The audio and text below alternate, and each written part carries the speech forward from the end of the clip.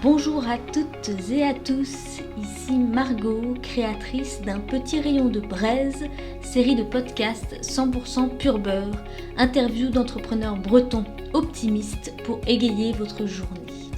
Merci d'être avec nous, c'est parti!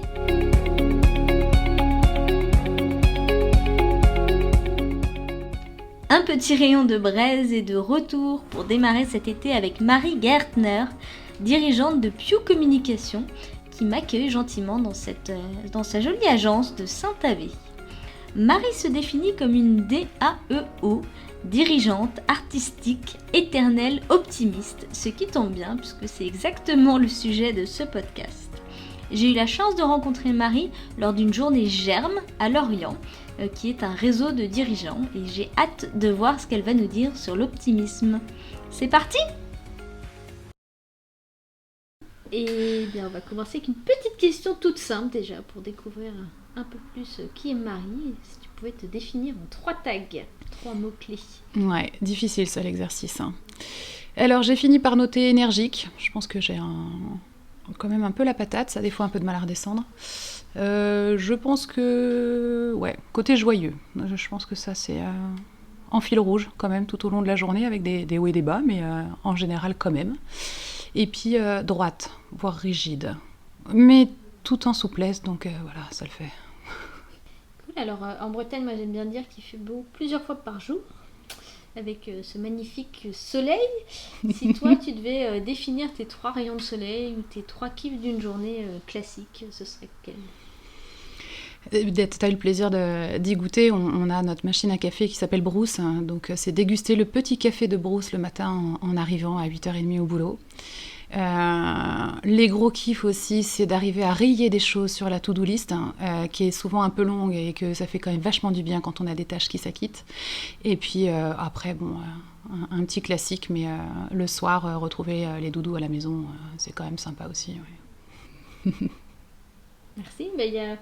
Il y a plein de façons de parler d'optimisme. Il y a plein de définitions différentes. Moi, j'aime bien voir ça comme voir la vie à travers un rayon de soleil, d'où un petit rayon de braise. Toi, quelle serait ta définition de l'optimisme ? J'ai bien aimé donc l'idée effectivement de voir la vie à travers quelque chose, et je crois que moi, ce serait voir la vie à travers une motte de beurre. Parce que le beurre, quand même, c'est la vie. Et que tout est meilleur avec du beurre. Devise de la famille. Et du coup, que si on applique le beurre à l'optimisme, ça reste très jaune. Ça reste très très jaune, cette histoire-là. Ouais. Ah ouais. Jaune, onctueux, un petit peu salé, que du bonheur, quoi. À mettre partout. Optimisme et beurre, partout. Donc tu mets vraiment du beurre dans toute ta cuisine ? Limite, oui. Ouais. En dessous, au-dessus, des tartines, le fromage, la confiture, tout partout. Beurre Nutella, c'est bon aussi. Enfin, Nutella, nocciolata ou pchit pas de marque, comme on dit. Est-ce qu'en cette période un peu chaotique, on a l'impression d'y voir le bout, mais quand même, est-ce qu'on peut se permettre de parler d'optimisme ?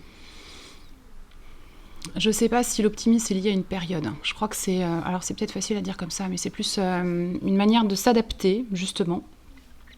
Je me demande si l'optimisme c'est peut-être une manière de s'adapter à quelle que soit la période. Tout n'est pas toujours fun, effectivement, mais quand on arrive à prendre les choses d'une certaine manière, c'est peut-être un peu plus facile, un peu plus léger. Ça permet de passer au-dessus de certaines choses. Donc, je dirais plutôt... Et puis pas trop se projeter non plus, arriver à pas faire de projection, à pas trop faire de suppositions. Essayer de prendre ce qui vient, et puis ce serait plus ça. Pourquoi ne pas projeter ?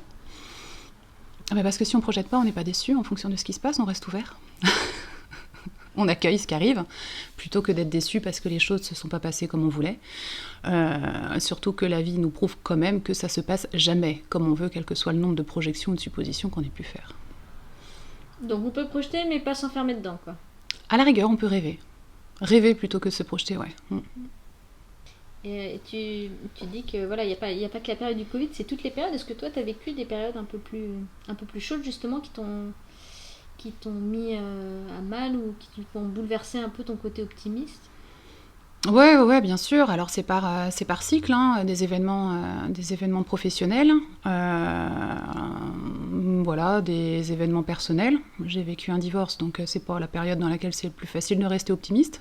Mais quand on se résume au quotidien et au lendemain et aux petits poussins qu'on a à côté de soi, on va dire que ça passe, c'est vachement plus facile. Il y a des jours qui s'allongent un peu, mais ouais, ça... Oui, bien sûr, il y a eu des hauts, il y a eu des bas. L'optimisme, c'est une manière d'aborder les choses, ça veut pas dire qu'on est heureux tout le temps. Donc toi, tu distingues heureux et optimiste. Ouais. Ouais, parce que même dans les moments difficiles, on peut se payer le luxe d'être optimiste, alors qu'on est, pour moi, pas forcément heureux. J'ai été optimiste dans des situations dans lesquelles j'étais pas heureuse. De se dire que j'allais voir ce que ça allait donner demain. Et ça a marché? Eh ben, je suis toujours là, donc oui. En tout cas, le moral est là, donc c'est quelque part, il y a une... Ouais, en tout cas, moi, ça me convient bien comme ça. Est-ce que l'optimisme rend heureux, du coup? Je pense que ça doit améliorer le fond des choses, un petit peu, quelque part. Que quand on est optimiste, on est un peu plus heureux, néanmoins. Ouais. En tout cas, on est en bonne voie pour le devenir.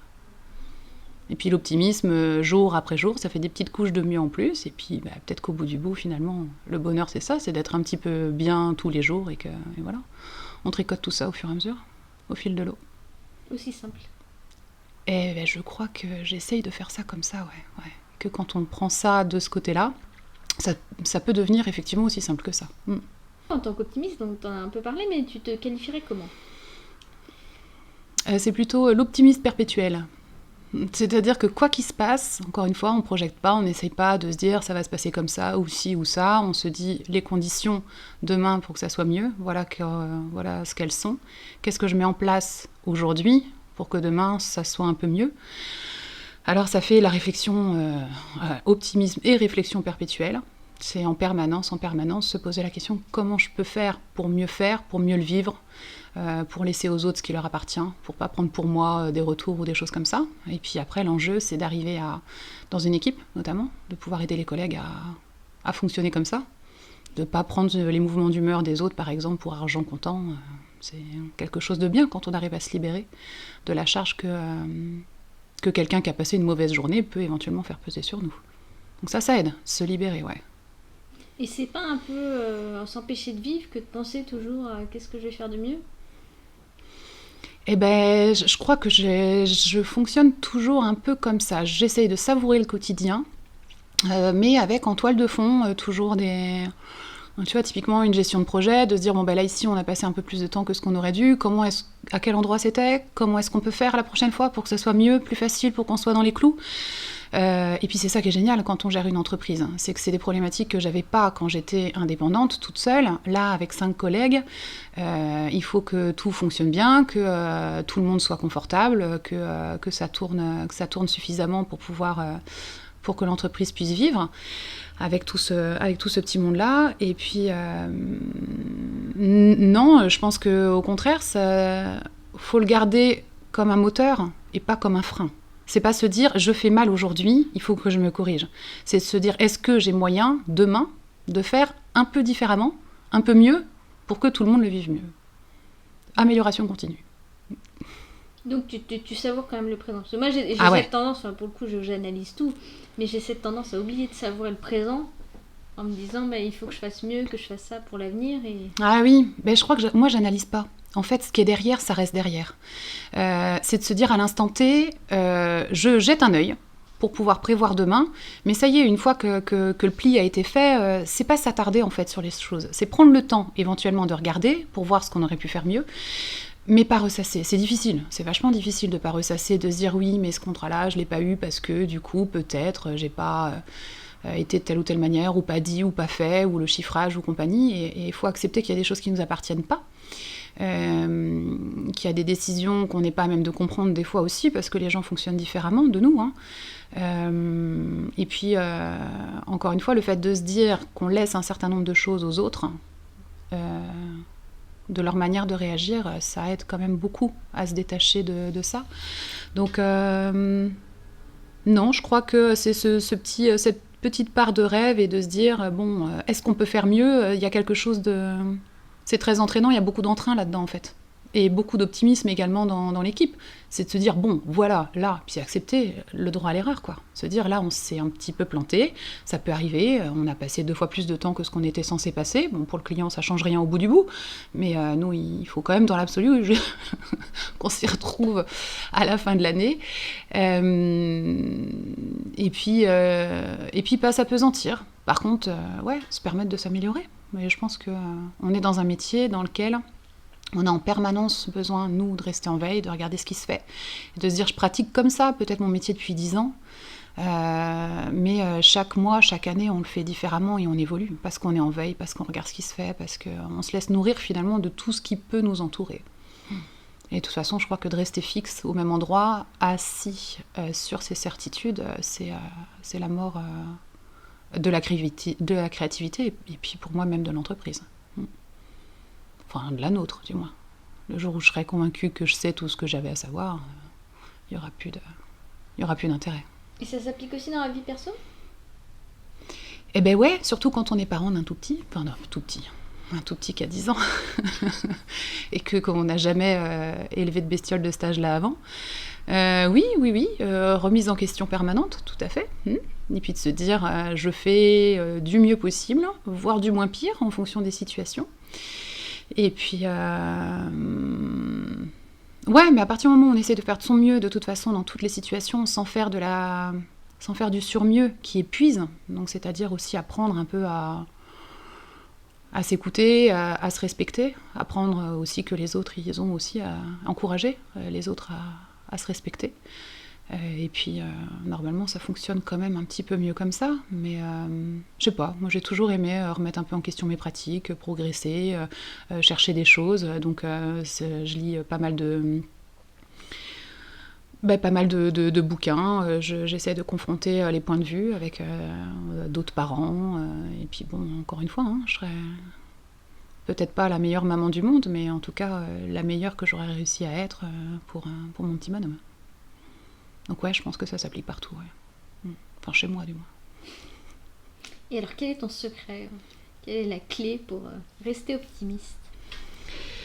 La clé pour rester optimiste, c'est ce que je disais un petit peu tout à l'heure. C'est que se projeter pas trop loin et puis pas s'apesantir sur le passé. Parce que je crois que j'ai pas de regrets dans ma vie sur rien. Ou franchement très peu, et là encore ça me revient pas. C'est ça, pas s'apesantir. Se dire les choses, elles sont comme elles sont, elles étaient comme ça à ce moment-là. On a peut-être fait de son mieux, ou peut-être qu'on n'a pas fait de son mieux, mais auquel cas la prochaine fois on essaiera. Et puis avoir la conscience que ce qu'on fait, ça peut pas être défait. Et qu'à part tirer un apprentissage de ses erreurs pour faire mieux la prochaine fois, aussi avoir l'humilité de se dire, bon bah là clairement je me suis plantée. C'était peut-être pas le mot à dire à ce moment-là. Et puis je pense que l'humilité c'est le maître mot de tout, y compris de l'optimisme, de la joie et du respect, de reconnaître des fois qu'on a pu se planter. Et puis voilà, ça permet de garder justement l'optimisme pour la suite, de se dire bon là pas assuré, mais la fois d'après ça le fera. Et ça marche ? Ouais, c'est de mieux en mieux, ou de moins pire en moins pire. Ça dépend si on voit le verre à moitié plein ou à moitié vide. Moi, je vois toujours à moitié plein, donc ça va. Il faut remettre de l'eau après dedans, il faut actionner. C'est ça. Et oui. Est-ce que, du coup, sur la dernière année, il y a des choses que tu as appris sur toi, sur ton entreprise, que tu souhaiterais nous livrer là ? Parce que pour moi, l'optimisme, c'est quand même beaucoup de l'apprentissage, la capacité de se remettre en question et de mettre en avant cet apprentissage. Donc, Alors, sur moi, j'ai appris que j'avais vraiment un besoin de paix et de calme que j'avais sous-estimé auparavant. Le télétravail pendant la première période de confinement, là, il a été atroce parce que je me suis retrouvée à travailler chez moi, comme tout le monde, dans mon cadre de travail, enfin dans mon cadre perso, qui est mon cocon, celui dans lequel je me retire justement quand je vais être à l'abri un peu des tumultes du boulot. Donc cette intrusion-là, je l'ai quand même pas super bien vécue, surtout que je fais un peu de bénévolat à ce moment-là, plus des opérations forcément qui pressaient par la force des choses. Et donc j'ai envie de dire des journées presque encore pires que celles qu'il y avait avant qu'on se retrouve coincé. Donc simplement accepter que c'est pas tourner le dos au monde que d'avoir besoin d'un peu se retirer pour soi. Je le fais pas encore suffisamment. Les journées sont toujours un peu longues, un peu chargées. Mais je pense que c'est important de le faire et d'encourager ses proches à le faire parce que finalement, ça tient. Tu parlais tout à l'heure de remplir le verre d'eau et c'est dans ces moments-là qu'on le remplit. Parce qu'à force de donner, d'approvisionner et d'abreuver tout le monde, il nous reste plus rien et puis après on est à sec et on n'est pas plus avancé que ça. Voilà. Donc ouais, et puis encore une fois, se dire que dans cette période-là, encore plus que dans une autre, de valider que l'écoute et la franchise, c'était quand même des sacrés atouts dans une entreprise. J'ai posé la question de manière très claire à mes collègues, de se dire par rapport à l'ensemble des personnes qui n'ont pas pu travailler à cette période-là, mais donc tous les tutos qu'il y avait sur comment faire une fois qu'on avait rangé tous ces placards, tous ces tiroirs et compagnie, repeint entièrement son appartement au bout d'un mois et demi de confinement, et puis nous qui étions sous l'eau, de leur demander comment est-ce qu'elles vivaient ça entre eux, parce que finalement tout le monde a vécu les choses de manière tellement différente, avec des ampleurs d'occupation ou d'inactivité tellement variées. J'ai essayé d'être le plus possible à l'écoute justement des disparités qu'il y avait entre nous, ce qu'on vivait et ce qu'on pouvait voir aussi qui avait été largement partagé. Et puis dans une entreprise, je pense que quand on peut dire ouais, effectivement, ça me fait suer d'être sous l'eau, parce que moi aussi j'aimerais bien avoir plus rien qu'à faire qu'à ranger le fond de mes placards. Pour ceux qui étaient dans une situation, on va dire, de confinement confortable, même si ça n'a peut-être pas été tant que ça. Ouais, je pense que simplement d'écouter sans juger, de toute façon. Encore une fois, on l'a tellement tous vécu de manière différente. Il y en a qui ont vécu la meilleure partie de leur vie parce que le commerce était fermé, ils ont retrouvé leurs enfants comme jamais ils avaient pu partager avec eux. Et puis d'autres pour qui ça a été... nous, on a eu pas mal d'activités, mais pas difficile à vivre pour moi au niveau social, vu que j'ai un petit côté ours.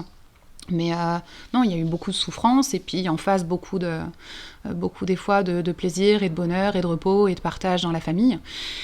Donc surtout se garder complètement de juger comment chacun a vécu ça à sa manière, quoi. Encore une fois, pas juger, ça aussi, c'est une des clés de l'optimisme. Pas de projection, pas de jugement, pas trop regarder derrière. Super, alors j'ai une dernière question avant qu'on passe aux questions sur toi. Oui. Ça va être le petit conseil que tu as envie de donner à nos auditeurs, auditrices sur l'optimisme. Alors je sais pas si je suis bien placée pour en donner des conseils, c'est assez difficile. J'ai pas... Non, à la rigueur, de se dire que savoir écouter, savoir s'écouter quand ça va pas trop, et savoir le dire et poser les limites, et surtout accepter de se faire aider quand ça va pas, parce que il y a pas c'est ce que je dis des fois, je place pas mon ego dans je sais pas, dans la réussite d'une tarte ou un truc comme ça. C'est foiré, c'est pas grave, quoi, on le prend pas pour soi, celle d'après sera peut-être mieux. Donc il y a pas de... je place pas mon ego non plus dans le fait de me faire aider s'il y a un souci. D'avoir recours à des gens qui sont formés justement pour aider à passer certains caps difficiles. Ouais, je pense que ça peut être important et on est quelques-uns des fois à avoir du mal à le faire. C'est pas un aveu de faiblesse que de savoir dire là stop, est-ce que tu peux m'aider d'une manière ou d'une autre. Faire partie de réseau pour ça, c'est hyper important. De savoir dire à ses collègues, d'avoir des gens... en tant que chef d'entreprise, notamment, on peut se dire les gars et les filles, c'est pas la fête. Rien au moins que de pouvoir le dire. Et puis des fois, il y a des jolies choses qui se passent derrière, une écoute ou même un coup de main. Et puis je crois que la race humaine a peut-être plein de travers, mais il y a toujours cette volonté de s'entraider, j'ai l'impression, de manière majoritaire. Et ça, c'est super précieux. Donc au contraire, l'encourager le plus possible. Et j'aimerais faire un truc, c'est avec essayer d'entrelacer mes interviews, donc du coup... Pour la prochaine personne que je vais interviewer, est-ce qu'il y aurait une question que tu aimerais lui poser? Sans savoir qui c'est, juste sur l'optimisme. Ouais. Est-ce qu'il y a une question qui te viendrait sur l'optimisme? Je crois que j'aurais envie de lui demander, pour lui, c'est quoi sa couleur? Quelle est la couleur de l'optimisme pour lui? Je pense que ça serait assez marrant de croiser. On est fortement influencés par tous les éléments de notre quotidien. Il y a des couleurs qu'on relie assez facilement à certains concepts. Mais... Je pense que finalement, en regardant au fond de soi, la couleur de l'optimisme pour chacun, elle n'est pas la même. Et je crois que, alors c'est certainement un petit peu de déformation de ce qui me motive aussi dans mon métier, dans mon quotidien. Mais ouais, je crois que ça, j'aimerais bien savoir. Ouais. Et toi, ta réponse là-dessus? Je crois que c'est un bleu pacifique, un peu vert, une couleur des eaux turquoises, quand t'as la chance d'aller te baigner là où il fait chaud. Et toi? Ah bah, le jaune. Le jaune. Le rayon de soleil, pour moi, c'est pas très original, mais... Ouais, le jaune, pour moi, c'est sourire. Tous les smileys sont jaunes, ils sourient. C'est ça. Cool, alors on va passer aux questions sur toi.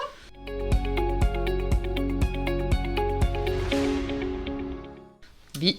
Et on va commencer par la fameuse anecdote que tu aurais envie de nous partager. Oui, du coup, c'est difficile de trouver une anecdote, une seule, parce qu'il y en a beaucoup, et puis la vie, elle est émaillée quand même d'un certain nombre de choses. J'ai une jolie anecdote qui est tissée dans mon bureau pour ceux qui ont la chance de venir visiter l'agence, et pour ceux dont c'est pas encore le cas, venez, on a plein de café qui est bon grâce à Bruce.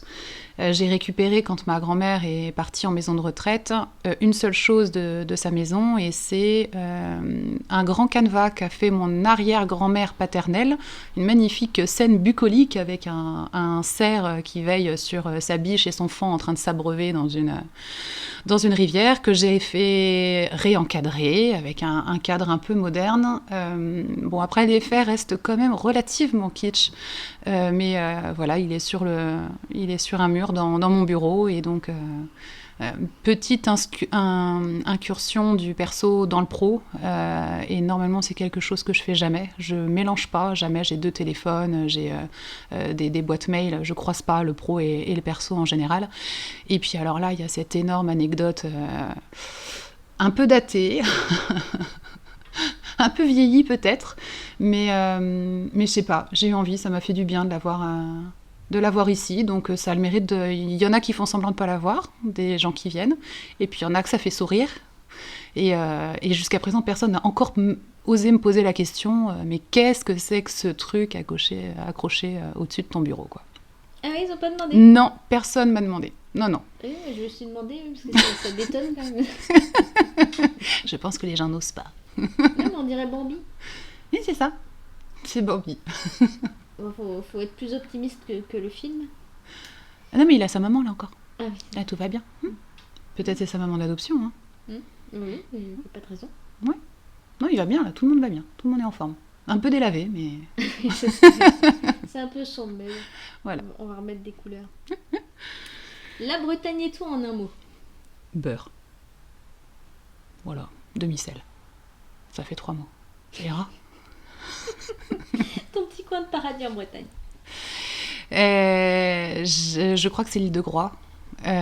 Notamment Portudie, là où j'ai vécu un petit peu quand j'étais toute petite, et il y a toujours quelque chose d'un peu spécial pour moi d'y aller, donc dès que je peux faire une excursion, aller me balader sur le sentier côtier du côté de Groix, avec l'ancienne base, ouais, c'est ce coin-là plutôt pour moi. Plutôt phare breton ou Queen Amman? Queen Amman. Tout est question de beurre, encore une fois. Forcément, galette ou crêpe? Je peux pas choisir entre les deux. On va dire une bonne galette avec plein de fromage, et puis une bonne crêpe avec plein de beurre, s'il vous plaît. La marinière, c'est toujours à la mode ou un peu beaucoup démodé? Moi, je dirais que la marinière, c'est tellement hors du temps que finalement, je pense que c'est complètement intemporel, la marinière. Ça peut se mettre partout, soit à la verticale version Obélix, soit à l'horizontale, c'est partout. On peut en mettre partout, la marinière. Et puis dans 300 ans, ça sera toujours pareil. Je pense. Je serai plus là pour le voir, mais... C'est perpétuel. C'est perpétuel. Un dernier mot en breton? Alors nous, on côtoie souvent le mot glaze.